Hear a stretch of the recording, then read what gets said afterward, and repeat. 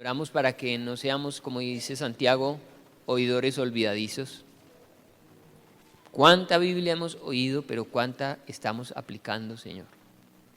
Permite que esto que vamos a aprender hoy lo pongamos por obra, lo hagamos parte de nuestra vida.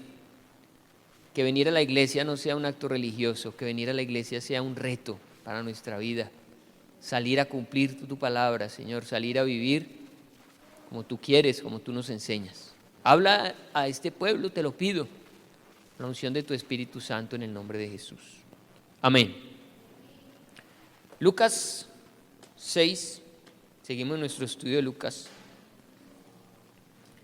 Lucas capítulo 6, versículo 37, allí vamos. Vamos a mirar dos versículos, 37 y 38. Y en esos dos versículos vamos a estar estudiando 4 mandamientos, 4 ordenanzas que nos da el Señor. ¿Estamos ahí? Dice la palabra, Lucas 6, 37. No juzguéis y no seréis juzgados. No condenéis y no seréis condenados. Perdonad y seréis perdonados. Dad y se os dará. Medida buena, apretada, remecida y rebosando darán en vuestro regazo. Porque con la misma medida con que medís, os volverán a medir. Amén. 4 mandatos del Señor esta noche a nuestras vidas en estos 2 versículos. El primero, no juzguéis. ¿Para qué? Para no ser juzgados. Cada uno de ellos, cada mandamiento, también nos da, digámoslo así, una recompensa. Una causa, un efecto. Segundo, no condenéis y no seréis condenados. Tercero, perdonad y seréis perdonados. Y cuarto, dad y se os dará. Esos son los 4 mandamientos que vamos a estar aprendiendo esta noche con la ayuda del Señor. Comenzamos con el primero. No juzguéis y no seréis juzgados. Por ahí dicen, el ladrón juzga por su condición. Lo que tú juzgas en otro muchas veces es el reflejo de lo que tú eres y no te gusta de ti. Sin querer queriendo juzgamos en otros lo que nosotros somos. Ay, es este tan conchudo. Realmente así somos nosotros. Uy, este tan aprovechado. Ahí estamos hablando de nosotros mismos. Ay, este tan chismoso. Mire, es muy común que uno juzgue en otro lo que uno es. Por eso el Señor dice, no juzguen. Porque cuando usted juzga a otro, se está condenando a usted. Porque usted hace lo mismo. Acompáñeme a ver Romanos capítulo 1, 29 dice. Bueno, antes de leerlo les cuento qué pasaba allí. El apóstol Pablo le escribe a los romanos. ¿Quiénes eran los romanos? Era un grupo de personas, tanto gentiles como judíos. ¿Quiénes eran gentiles? Todos los que no pertenecían al pueblo de Israel. Eran de otras naciones, la Biblia los llama gentiles. Y los judíos, pues eran gente que pertenecía al pueblo de Israel. ¿Sí? Entonces imagínense los tanto gentiles y judíos en un mismo lugar sentaditos. Pero ayúdeme también a imaginárselos de esta manera. Imagínense que en este lado están los gentiles. Imagínense que en este lado están los judíos. Y el apóstol les está hablando tanto a judíos como a gentiles. Pero lo que él empieza a hablar, se lo empieza como a decir, aparentemente, como a achacar. ¿Ustedes fueron los gentiles, dijimos? A los gentiles. Y ustedes que son los judíos, van a mirar a los gentiles como, María, uy, ustedes sí son, mírenlo así con cara de, ustedes son así. Ustedes hagan cara de, ¿cómo se pone uno cuando lo están juzgando? Ponga cara de ¿cómo es?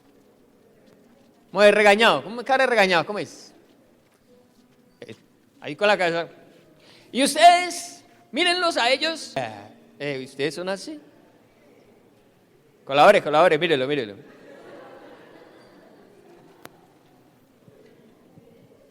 Eso estaba pasando ahí.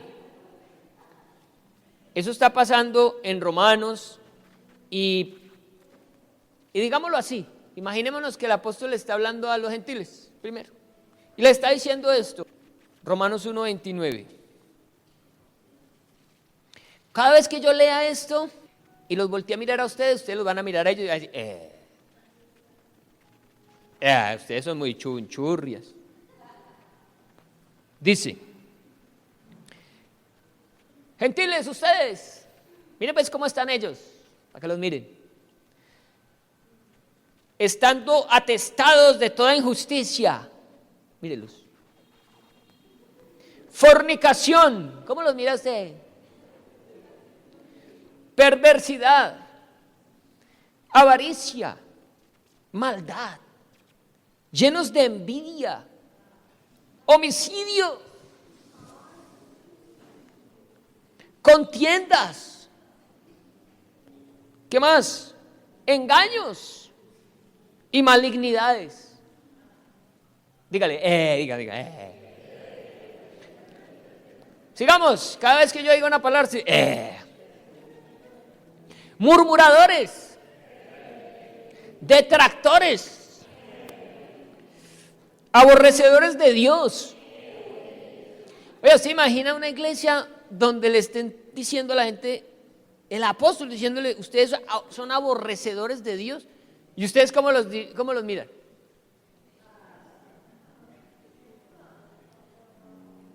Injuriosos, soberbios, altivos, inventores de males,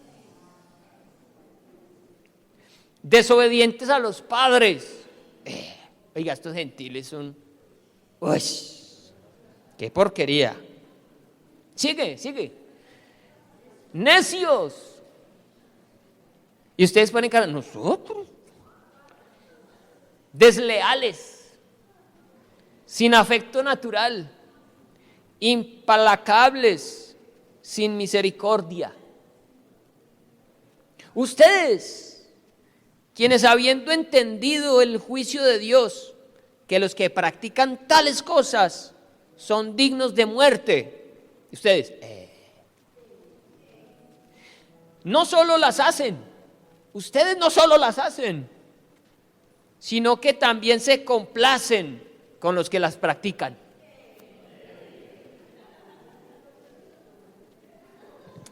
Pero ahora el apóstol Pablo deja de mirar aquí y voltea aquí.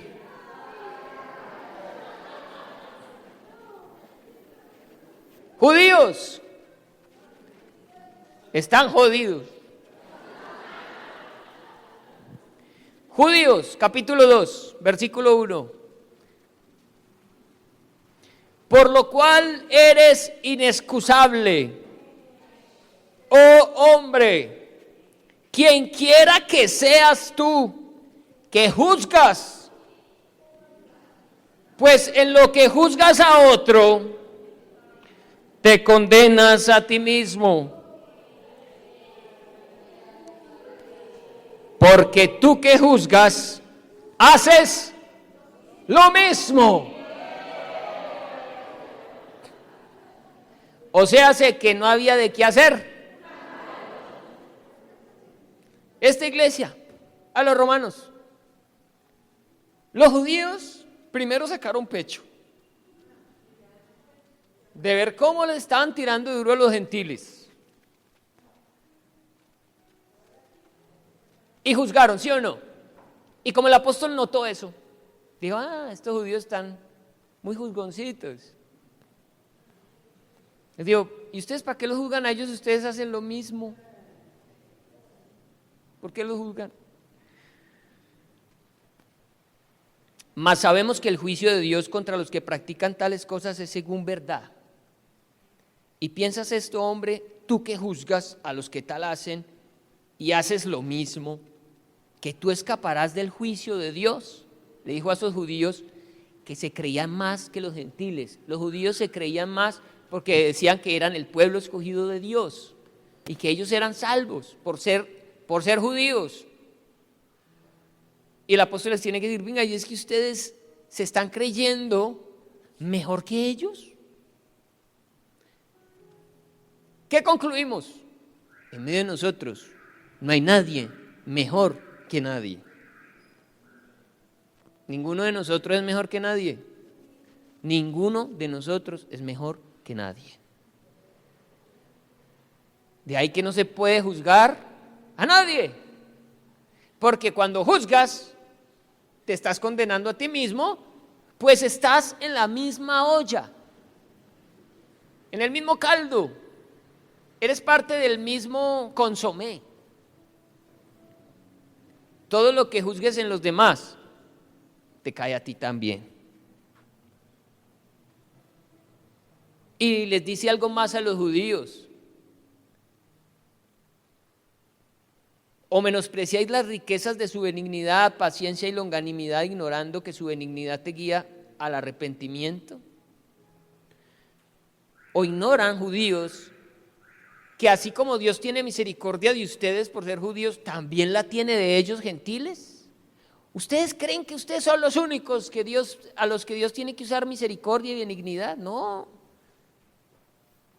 Él también la tiene de los gentiles. Gentiles, Él también la tiene de los judíos. Así que por eso el Señor aquí dice, no juzguen, para que ustedes no sean juzgados. Luego, y quiero hacer un énfasis bien interesante en este punto, porque muchos dicen, bueno, o sea que a mí nadie me puede llamar la atención. Si yo peco, nadie puede venir a decirme por qué lo estoy haciendo. Pues el que venga a decirme también está igual pecando. Por eso nadie me puede llamar la atención a mí. Puede decir alguien esto, ¿no? O puede decir, alguien puede estar viendo que algo está mal en medio de la iglesia y decir, pero no digamos nada, porque es que eso es juzgar. Eso es juzgar al hermano. Entonces dejemos que siga como está. Dejemos que las cosas sigan mal. Dejemos que la iglesia vaya mal. Porque es que, ¿quién no peca? A ver, ¿quién no peca? ¿Quién está libre de pecado? Entonces no digamos nada, quedémonos callados. ¿Eso que les acabo de decir está bien? Entonces, ¿cómo es eso? A ver, ¿en qué quedamos entonces? ¿Juzgamos o no juzgamos? ¿Qué hay que hacer? ¿Cuántos de ustedes se han sentido juzgados porque han juzgado? ¿Y porque han juzgado algo justamente? ¿Cuántos le han dicho, no diga eso, usted no puede juzgar? Y de repente lo que usted está hablando y lo que usted está diciendo viene de parte de Dios, porque es necesario que esa situación salga a la luz. No podemos dejar las cosas en oculto. No diga nada porque eso es juzgar. Quiero que aclaremos ese punto también. Quiero que aclaremos, uno, que no podemos juzgar en otros lo que yo hago también. El pecado que yo hago, ¿por qué lo voy a juzgar en otros? Y dos, quiero que aclaremos que hay un permiso de parte de Dios para que la iglesia juzgue lo que está funcionando mal. Y usted lo puede hacer y lo debe hacer además. Dice la palabra, acompáñeme a 1 Corintios 5:12. Algo que he llamado yo juicio de adentro, juicio de afuera. Cuando digo juicio de adentro, es el juicio que debemos hacer al interior de la iglesia. Juicio de afuera es el juicio que se hace a la gente que no es cristiana. Dice la palabra así, 1 Corintios 5, 12 al 13 dice: porque ¿qué razón tendría yo para juzgar a los que están fuera? ¿No juzgáis vosotros a los que están dentro? Porque a los que están fuera, Dios juzgará.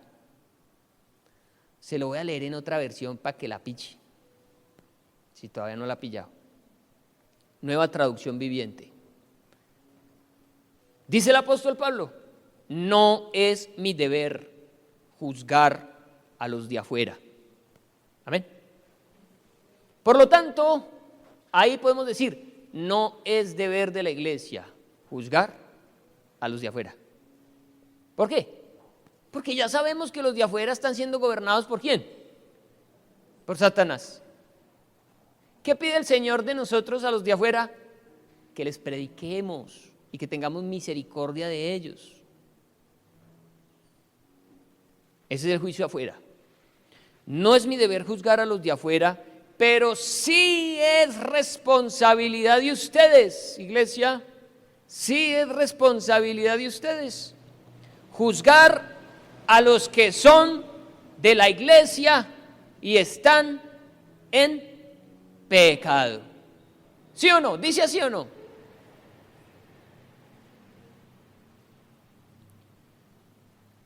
Es responsabilidad de la iglesia juzgar a los que son de la iglesia y están en pecado.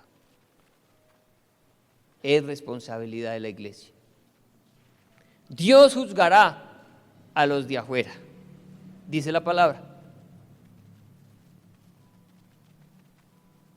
Por lo tanto, entonces concluimos que juzgar no impide evaluar el estado espiritual de una persona y confrontar su pecado. Amén. ¿Lo entendemos? No impide que juzguemos el pecado al interior de la iglesia. Es malo ver el pecado al interior de la iglesia y quedarnos callados, es malo. Y es mentira del diablo que usted se tenga que quedar callado porque es juzgar. La palabra es clara y dice, no juzgue a los de afuera, que a eso los va a juzgar Dios. Pero el pecado al interior de la iglesia sí hay que juzgarlo. Amén. Sí, sí.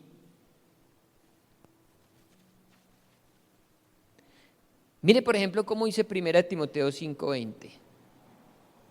1 Timoteo 5:20 dice, a los que persisten en pecar, quédate callado, no lo juzgues. No.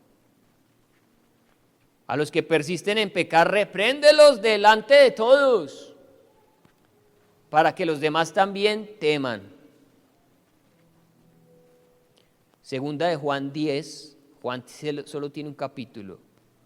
Segunda de Juan 10, o sea, 1:10. También hay que juzgar las falsas doctrinas.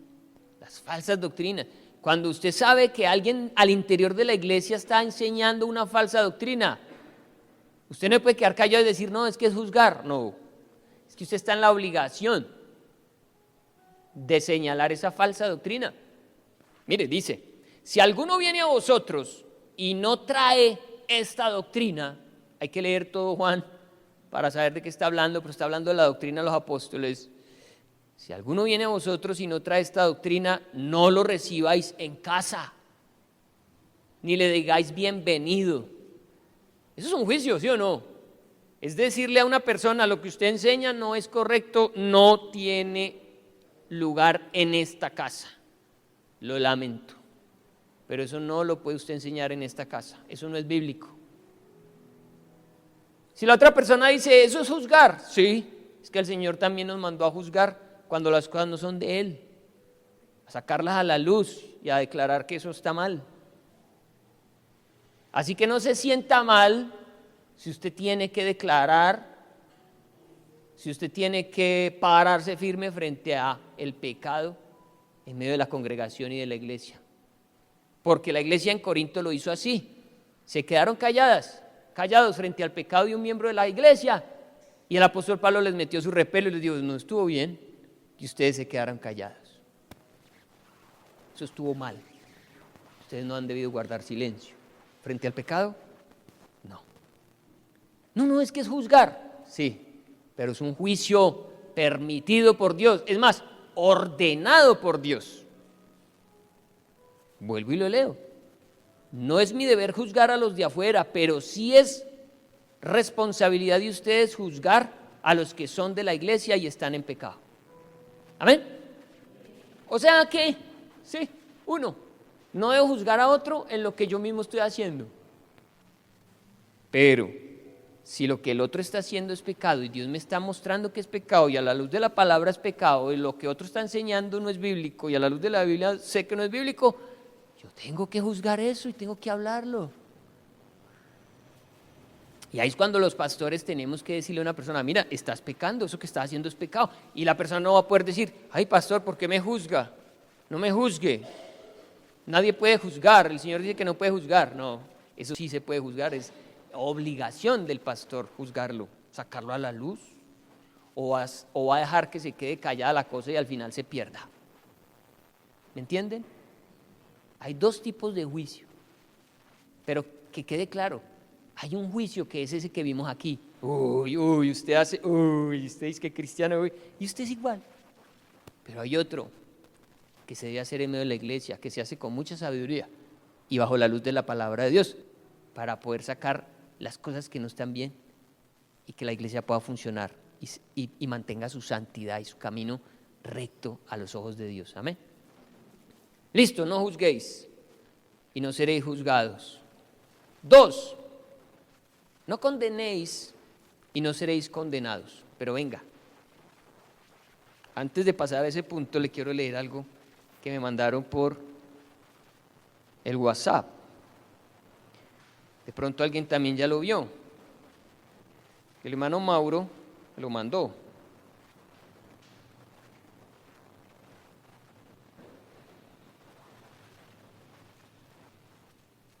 Dice así.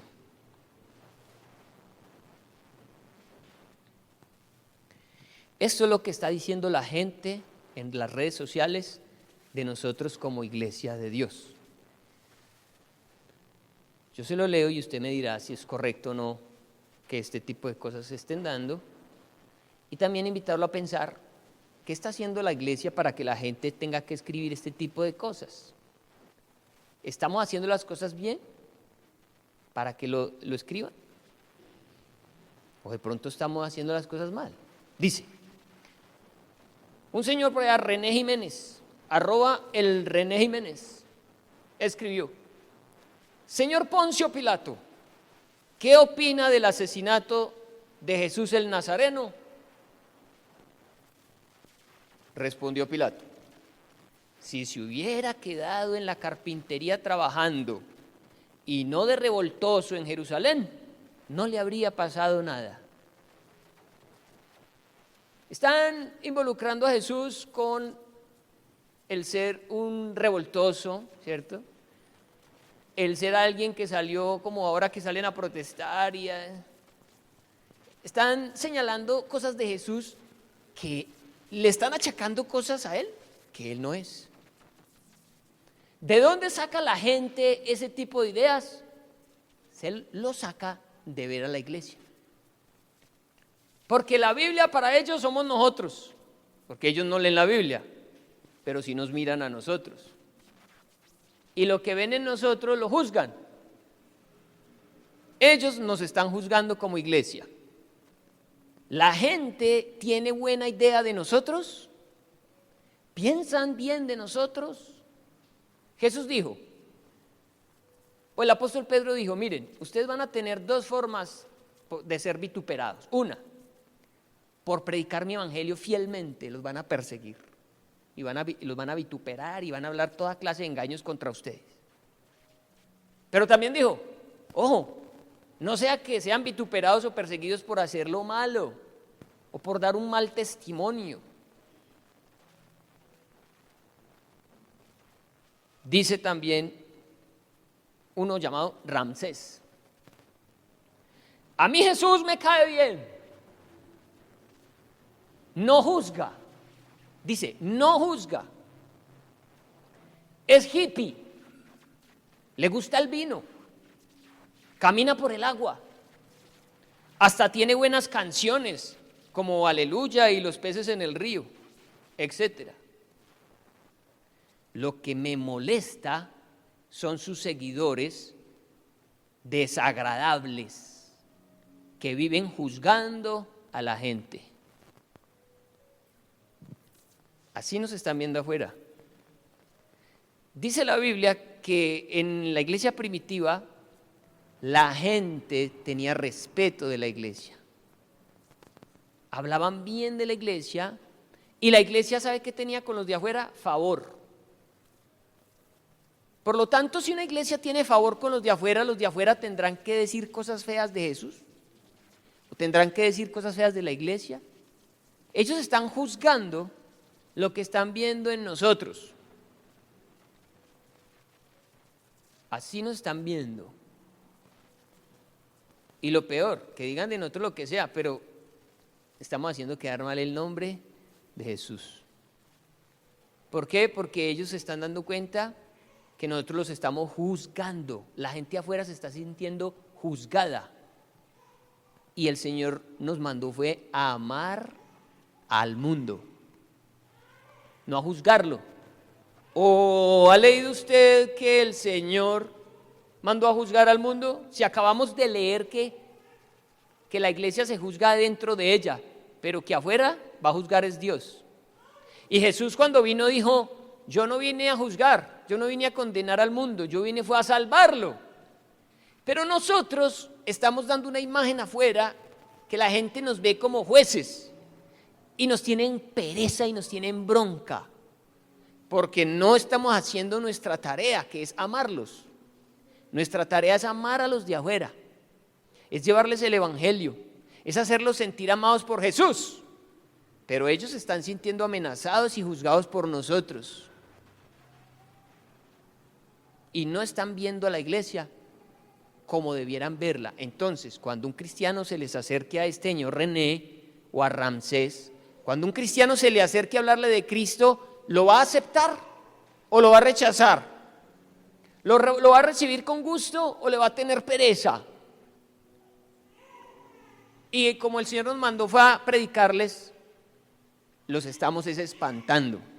Iglesia, estamos espantando al mundo, no los estamos ganando para Cristo. Ellos están teniendo una idea muy negativa de nosotros. Nosotros estamos llamados para bendecir, no para estar escribiendo cosas por internet malucas del gobierno, de la gente, no. El Señor no nos mandó a eso.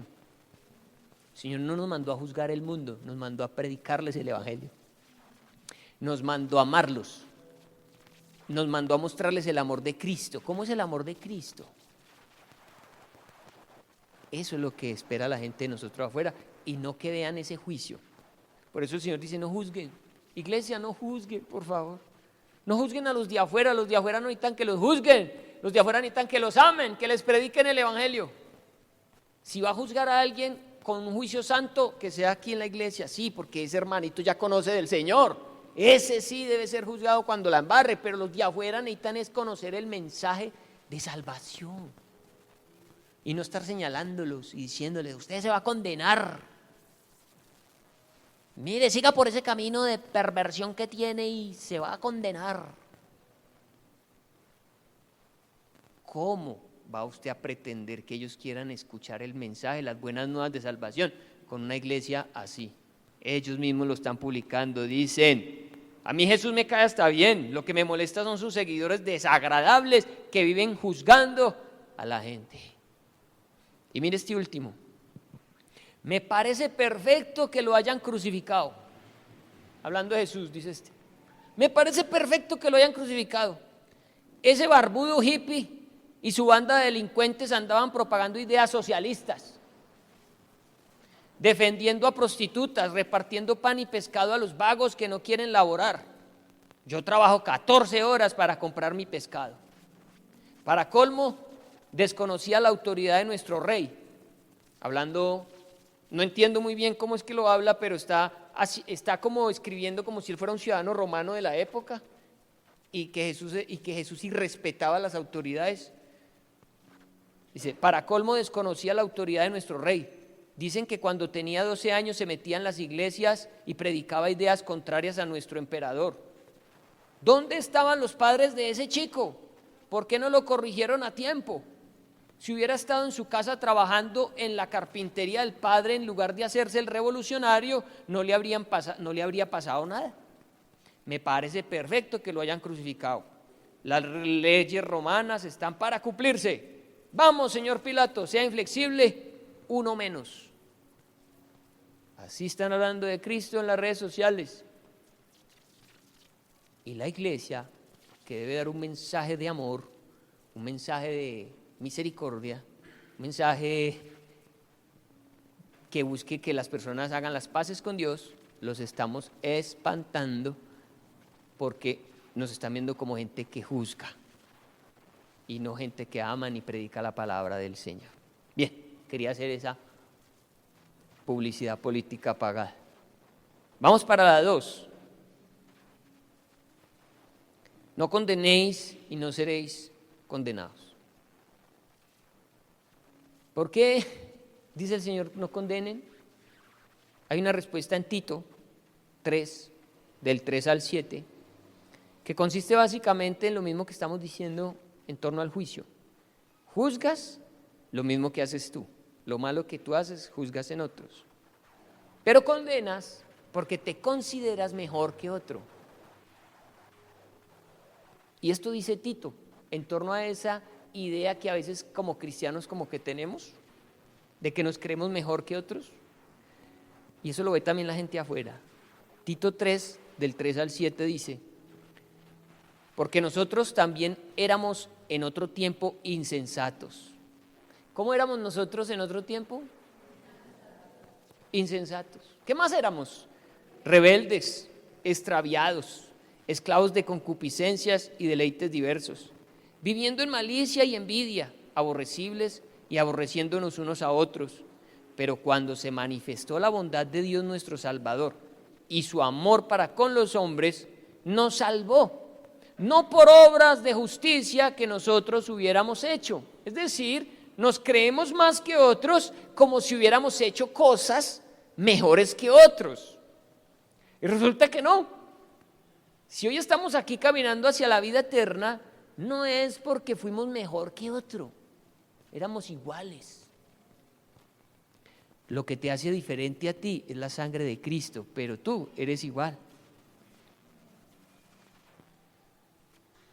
No por obras de justicia que nosotros hubiéramos hecho, sino por su misericordia, por el lavamiento de la regeneración y por la renovación en el Espíritu Santo, el cual derramó en nosotros abundantemente por Jesucristo nuestro Salvador, para que justificados por su gracia viniésemos a ser herederos conforme a la esperanza de la vida eterna. Entonces, condenar a otro es olvidarnos de dónde nos sacó el Señor a nosotros. Por eso no nos conviene tomar posiciones de juez. ¿Qué le pasa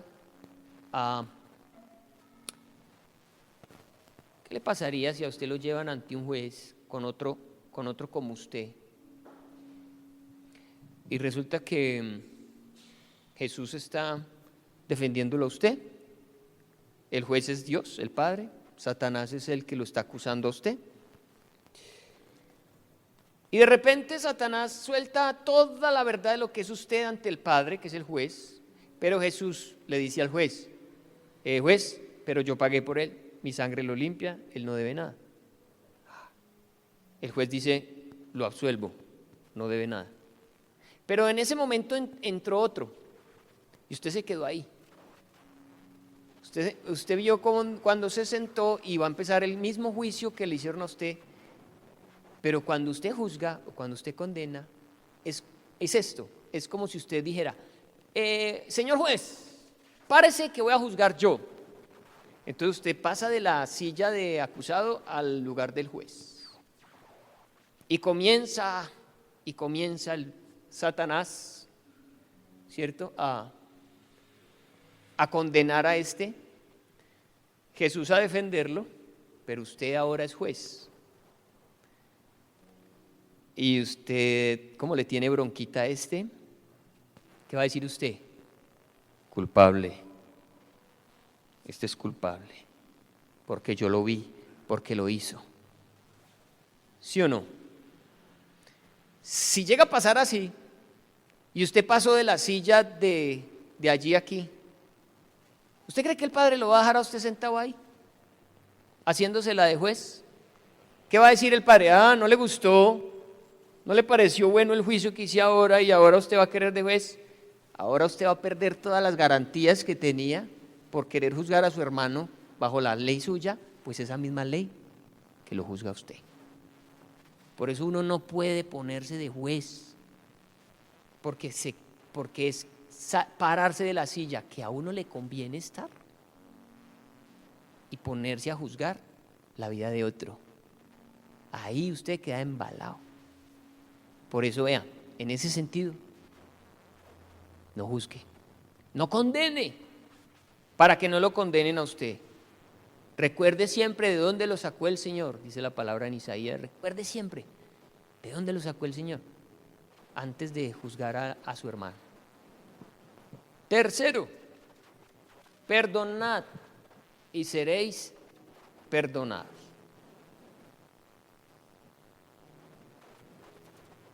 Mateo 18, 21, 22 habla acerca del perdón en palabras de Jesús.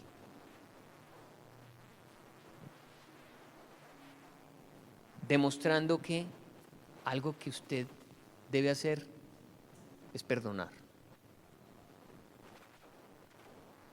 Entonces se le acercó Pedro y le dijo: Señor, ¿cuántas veces perdonaré a mi hermano que peca contra mí?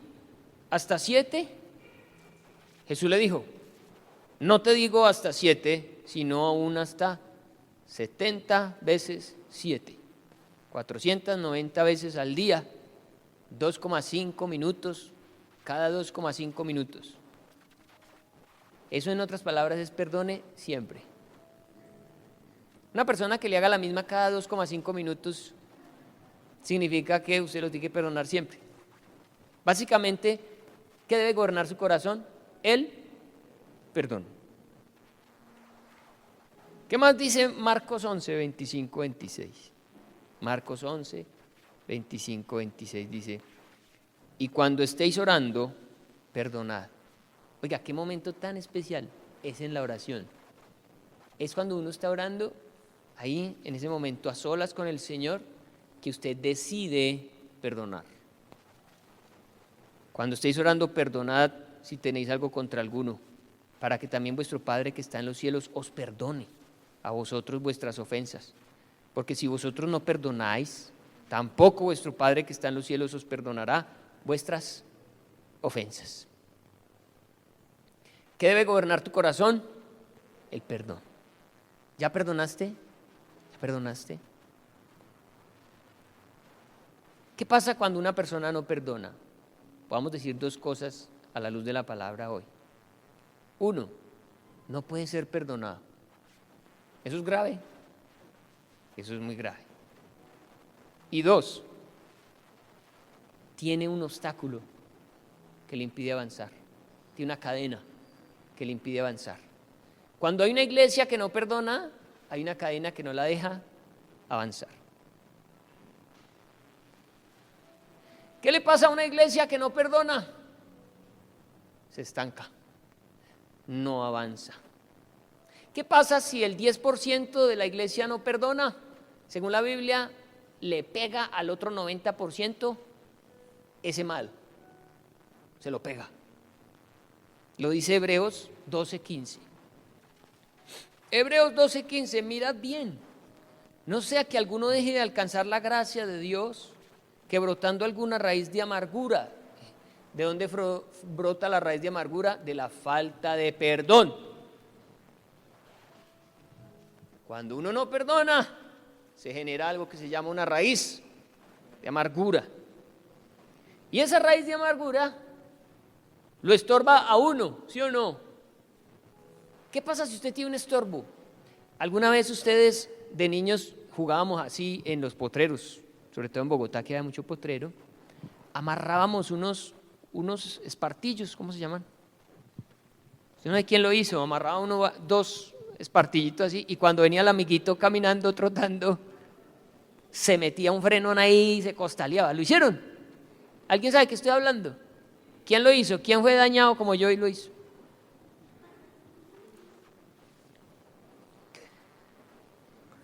Entonces, cuando uno no perdona, tiene una especie de estorbos de eso, ¿sí o no?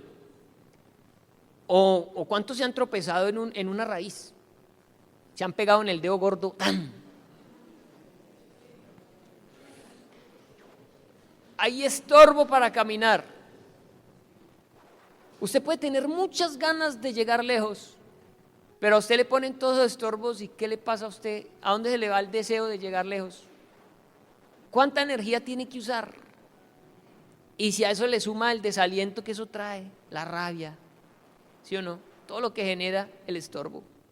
Un estorbo. Una piedra en el zapato es un estorbo. A alguno le ha tocado ir a un río y ver cuando se le mete a uno en el tenis una piedra. Y está todo el mundo caminando de afán y usted, espéreme. Y si usted bregándose a quitar ese zapato y sacar esa piedra y se pone tras el zapato y usted dice, qué descanso cuando ya no tiene una piedra en el zapato. Una iglesia que no perdona no puede avanzar. Grave, muy grave.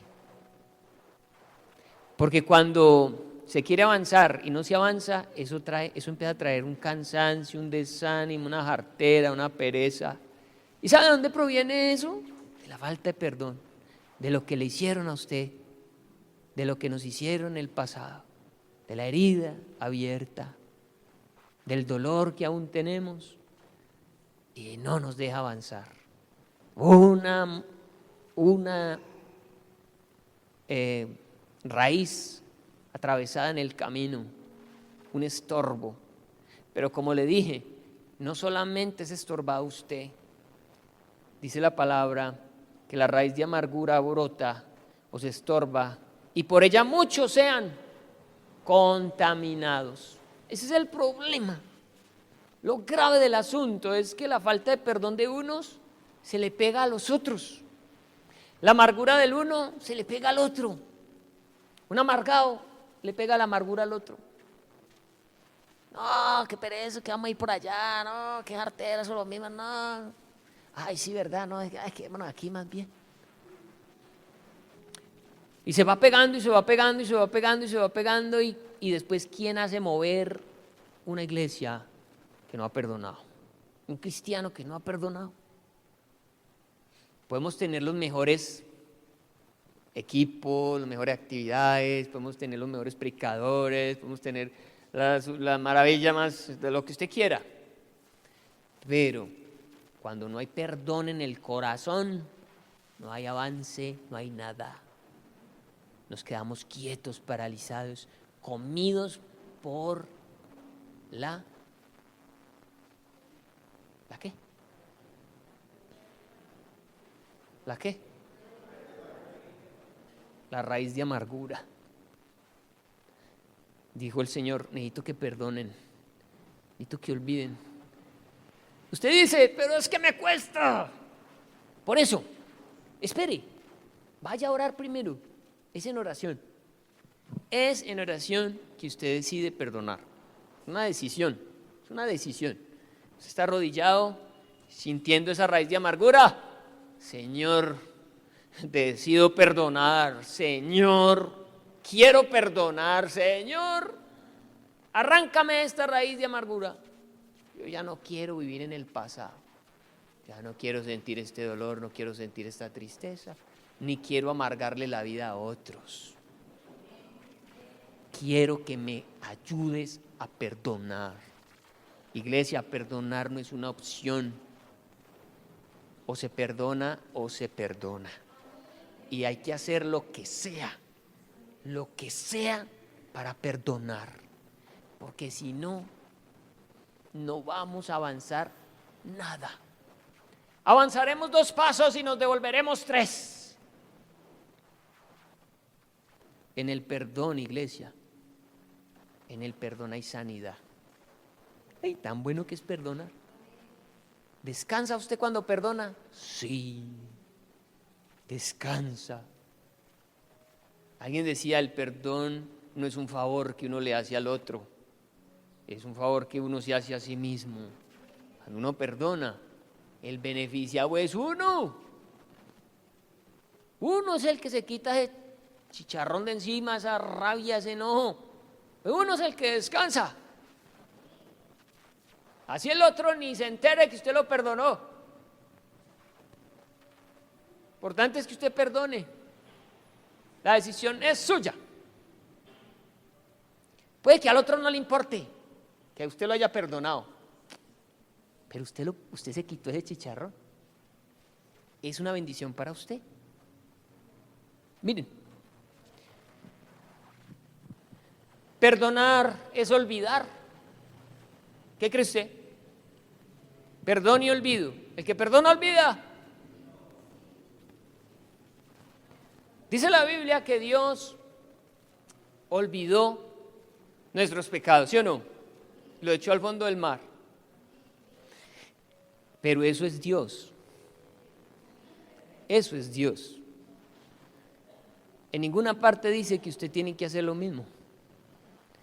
Tendríamos que perder la memoria, nos tienen que dar un garrotazo.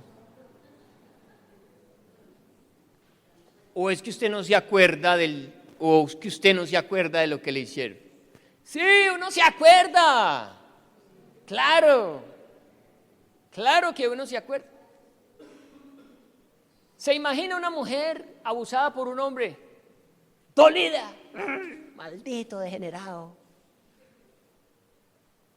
Pero un día supo que tenía que perdonar y olvidar. Y se lo encontró en una casa solos. Ay, a mí se me olvidó quién es este. Ella lo perdonó, pero ese man es un abusador. Déjeme decirle que ella tiene que saber que él es un abusador. Se tiene que acordar que él es un abusador, aunque lo haya perdonado. Es la realidad.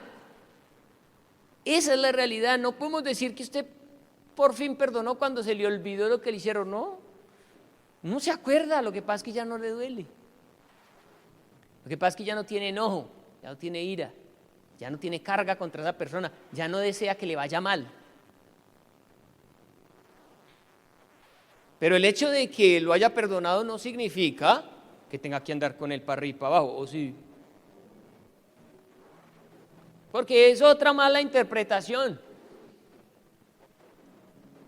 No, es que si realmente me perdonó, el esposo que le casca a la mujer, ¿sí o no?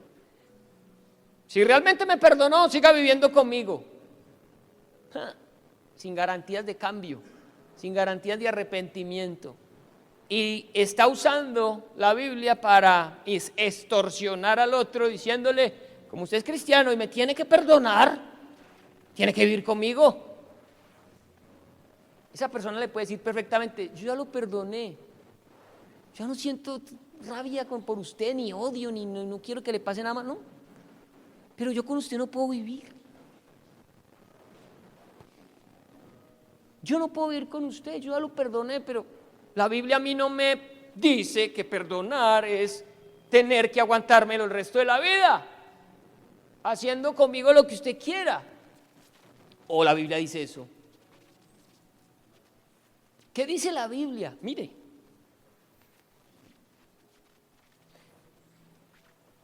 Si por olvidar y perdonar a alguien quiere decir, voy a actuar como si el pecado nunca hubiera ocurrido y vivir como si no lo recordara, entonces podemos tener problemas.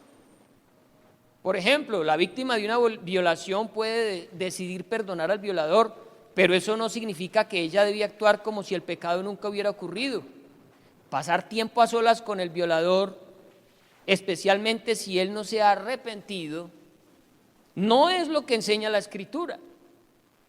El perdón implica el ya no guardar rencor contra una persona, pero el perdón es diferente a la confianza.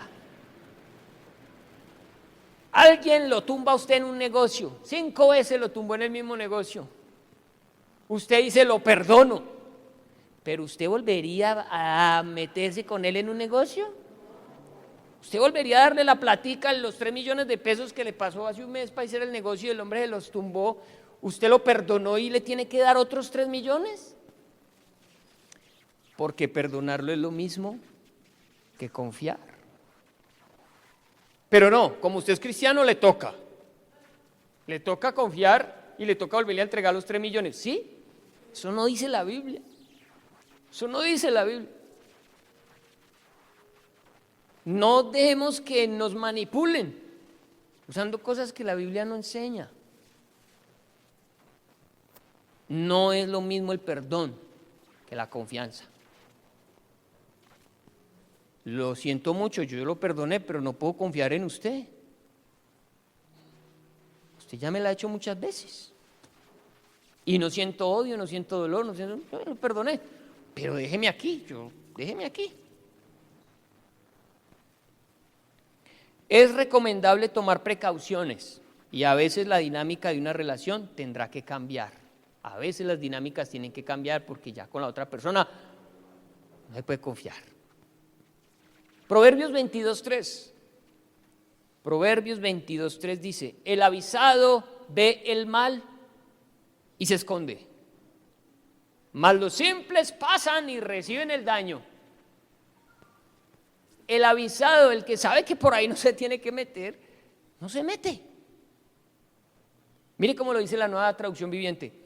El prudente se anticipa al peligro y toma precauciones. Oiga pues, toma precauciones. No, es que como me tiene que perdonar, le toca callar del bulto hasta el final. Toma precauciones. El simplón avanza a ciegas y sufre las consecuencias. Y en palabras de Jesús, Mateo 10:16, he aquí yo os envío como ovejas en medio de lobos. Déjense en comer de los lobos. ¿No? Sed pues prudentes como serpientes y sencillos como palomas.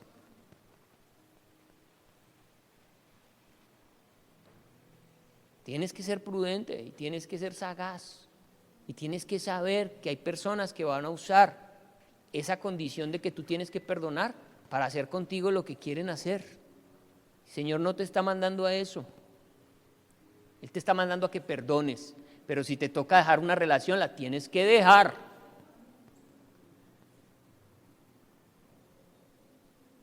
Y guardaos de los hombres, dice Jesús, guardaos de los hombres, porque os entregarán a los concilios y en las sinagogas os azotarán. Tristemente, pero el Señor nos manda a tener cuidado de la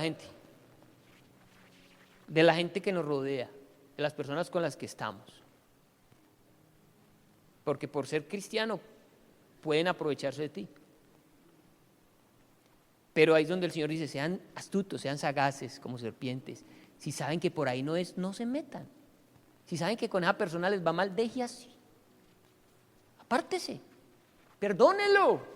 Sí, porque esa sí es la obligación de un cristiano. Pero no enterrarse con el muerto. No.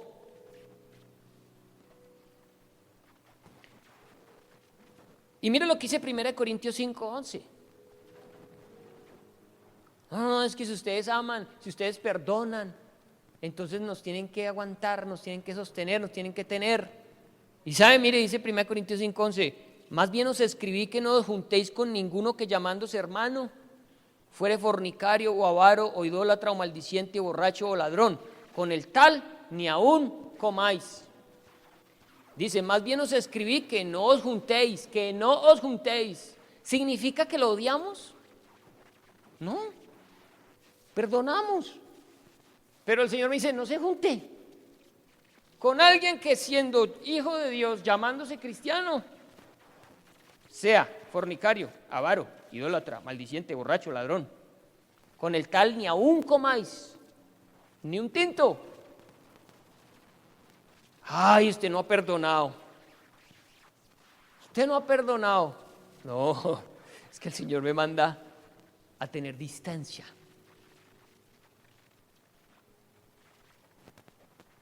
Es el Señor. ¿Y sabe qué dice de la gente de afuera? Dice, no, de los de afuera sí no se separen, de los borrachos de afuera, los maldicientes, de los adúlteros, no, con ellos sí tienen que estar. ¿Para juzgarlos? No, para ganarlos para Cristo. Pero estamos haciendo todo lo contrario. Estamos pasando tiempo con el que es cristiano, entre comillas, y es borracho, y a los de afuera, que sí tenemos que soportarlos y amarlos, a esos sí los estamos rechazando y les estamos cerrando la puerta del Evangelio. Estamos mal.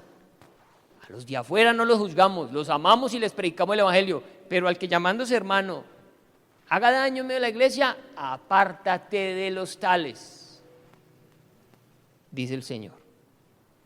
Y terminamos con dad y se os dará. ¿Qué se nos va a dar, iglesia? Se os dará medida buena, apretada, remecida, y rebosando darán en vuestro regazo. En ese tiempo, que no existían las básculas ni las grameras ni nada de eso, se vendía por volumen.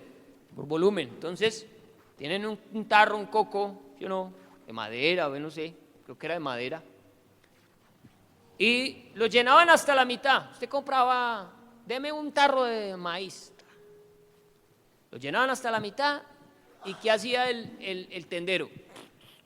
Le pegaba contra el mostrador al tarro, ¿sí o no? Usted ha llenado leche en polvo en un tarrito para que le baje el nivel, y usted ve que eso baja, ¿sí o no? Para que le quepa más. Una vez que le hacía eso, lo llenaba otro poco y volvía y lo remecía, ¿sí o no? Cuando ya lo tenía arriba a full, con un palito, lo chuzaba para abrir espacios para que cupiera más maíz, porque el vendedor, el buen vendedor hacía eso. El que quería tener a sus clientes contentos vendía la medida justa. Y así era como se hacía la medida justa. Pero dice aquí el Señor que Él va a hacer eso con nosotros cuando demos. Va a tratar de que en ese tarro quepa todo lo que más le quepa, pero aparte de eso se va a derramar lo que va a echarle al coco. Y en ese tiempo las batolas, las vestimentas de las personas tenían aquí como un holgadito, ¿cómo llamará eso? Una arruga grande. Y resulta que el regazo es que las cosas, usted podía, mejor dicho, transportar. ¿Alguna vez usted cogió mangos con una camiseta? Se puso así, la camiseta como bolsa. Es lo mismo. Lo que no le cupa a usted en el tarro, ya usted lo terminaba llevando en la ropa, ¿sí o no? En el regazo. El Señor está diciendo, usted va a dar, pero yo, dice el Señor, me comprometo a darle más de lo que usted dio. Le voy a dar una medida, le voy a dar la medida a full, lo mismo que usted dio, pero por encima de eso le voy a echar más. Pero eso es al generoso. Las personas generosas, usted no se ha dado cuenta que hay gente generosa, inclusive no siendo cristianas, y nunca les falta nada. Y más tienen. Y son generosos. De corazón, tienen una naturaleza generosa. Y no son cristianos. Eso se ve en el mundo. Gente muy generosa y jamás les falta. Nunca les falta. Pero mire, 2 Corintios 9, del 8 al 9. Usted me va a ayudar a subrayar las palabras claves aquí. 2 Corintios 9, del 8 al 9 dice: Y poderoso es Dios para hacer que abunde. ¿Usted entiende que es abunde, sí o no? Para que abunde en vosotros toda gracia, a fin de que teniendo, primera palabra clave, a fin de que teniendo, diga, de vez en cuando, a principio de mes, en la quincena, a fin de que teniendo siempre en algunas cosas, siempre, ojo, siempre en todas las cosas, todo lo suficiente, abundéis para toda buena obra. Significa que entre usted más da, más recibe. Y al tener más, tendrá más para dar. Abundéis para toda buena obra, como está escrito, repartió, dio a los pobres, su justicia permanece para siempre. Una persona generosa es próspera, amén. Siempre va a tener en todas las cosas todo lo suficiente, todo el tiempo. Preocúpese cuando viva tanto en la escasez. Preocúpese, pregúntese, oiga, ¿yo qué tanto doy? ¿Ya que es que yo soy muy tacaño? Preocúpese. Y terminamos ya. Baja a lucir. Hoy nos cogió la noche. Las 9:21. Proverbios 11:24.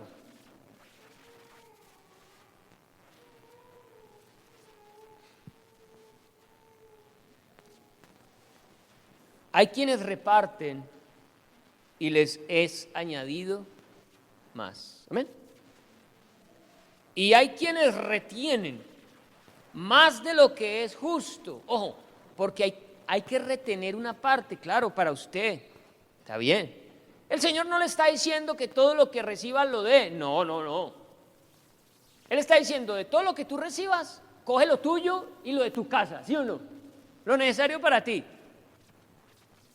Y de lo que tienes, de lo que te sobra, o de lo que aún tienes, aparta, porque al principio toca así, toca sacar de lo que uno tiene, y dalo. Pero si retienes más de lo que es justo, si apretas, si amarras más de lo que es justo, vienen a pobreza. Lo leo completo. Hay quienes reparten y les es añadido más. Y hay quienes retienen más de lo que es justo, pero vienen a pobreza. Por lo que el Señor espera que de todo lo que nos da, alguna cosa demos. ¿Cuántos nos vamos a comprometer con la canasta del amor, por ejemplo? Créale al Señor. Esto no, menos mal, esto no es el evangelio de la prosperidad. Esto lo está diciendo aquí el Señor muy clarito. El Señor está diciendo, cuando tú das, el Señor te multiplica. Lo dice la palabra. Ojo que no estoy diciendo que me lo den a mí. Oh, eso déselo al que usted quiera, pero sea generoso, sea generoso. ¿Sabe? Hay una forma de medir la riqueza de alguien. Rico no es aquel que tiene mucho, rico es aquel que tiene para dar. Claro, es verdaderamente rico, es aquel que tiene algo que dar. Ese sí es un rico de verdad. ¿Quieres saber qué tan rico eres tú? ¿Qué tanto compartes? ¿Qué tanto das? No cuánto tienes en la cuenta o cuántas casas o carros tienes, no. Así no mide Dios la riqueza. Dios mide la riqueza es qué capacidad tienes tú de dar. Ese es rico. El que da mucho es rico para Dios. El que amarra mucho se empobrece. Se empobrece. Amén. 4 mandamientos. Ayúdeme a recordarlos. No juzgar para no ser juzgado. No condenar, para no ser condenado. Perdonar, para ser perdonado. Y dar, para recibir. ¿Es pecado dar por recibir? No. No está mal. Dios espera que tú tengas fe para eso. El que da con un corazón mezquino para recibir, dará una o dos veces y hasta ahí le llega. Le llega la fe. Pero el que da esperando recibir, pero lo mueve la generosidad, eso es del diario vivir. Es fácil para esa persona. Amén. Pongámonos de pie que nos cogió la noche.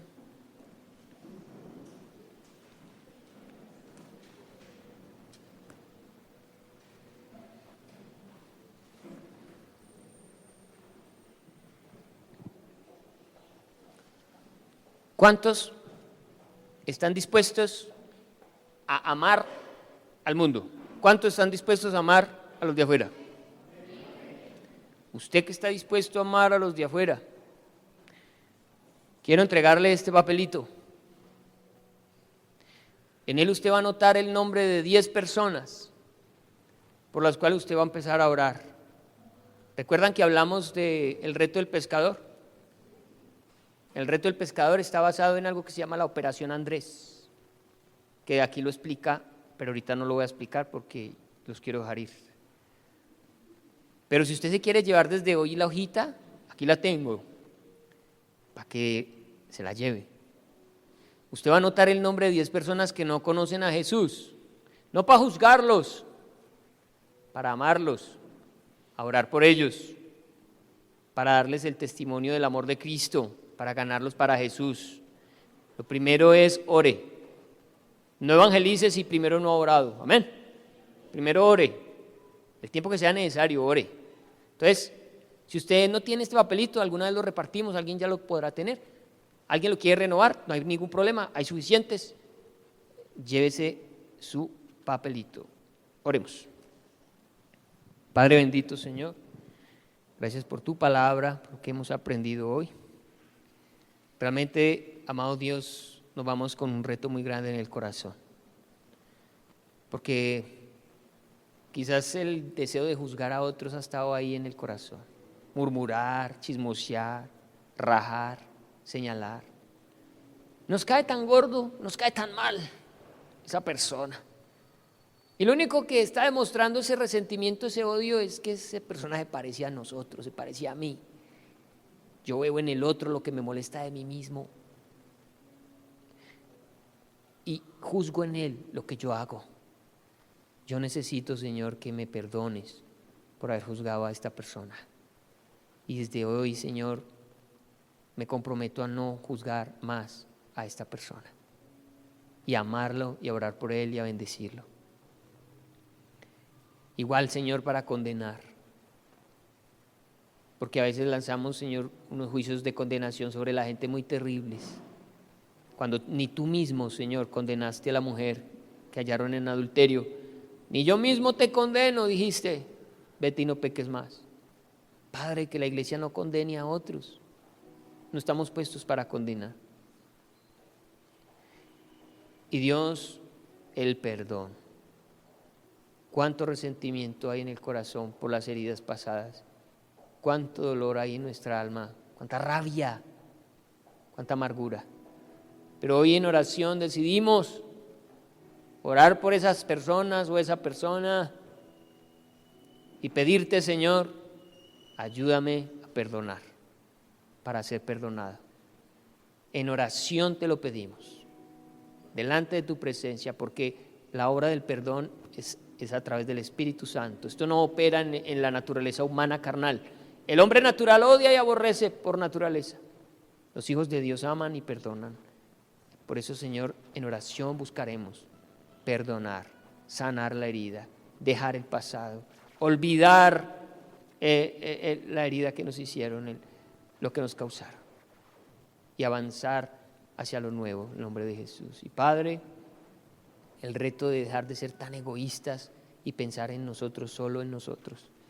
Comenzar a compartir, a dar, a interesarnos por otros, de todo lo que tú nos das, una parte podemos compartir. Y sabemos que esa parte va a crecer, lo prometes. Cada día tendremos más para compartir, pero darnos un corazón generoso, por favor. Tu palabra habla del don, de un don de repartir o de la generosidad o de la liberalidad. Está bien, hay gente que tiene el don, pero aquí vemos que tanto el juzgar, el no condenar, el perdonar y el dar es para todos. Es un llamado para que todos seamos generosos. Así que despierta en nuestro corazón la generosidad y que realmente sea para nosotros mejor dar que recibir. Haz estos cambios en el corazón de tu iglesia para que avancemos, para que todo lo que nos está impidiendo alcanzar lo que tú quieres para nosotros como congregación sea quitado en el nombre de Jesús y podamos llegar a la meta, Señor. Quitar los estorbos, esas raíces de amargura que me afectan a mí y afectan a otros. Bendecimos esta noche, llévanos con tu bien, Señor, a nuestras casas, danos una noche de descanso y de paz. Mañana sea un día de bendición para todos en el nombre de Jesús. Amén. Y amén. Dios les bendiga.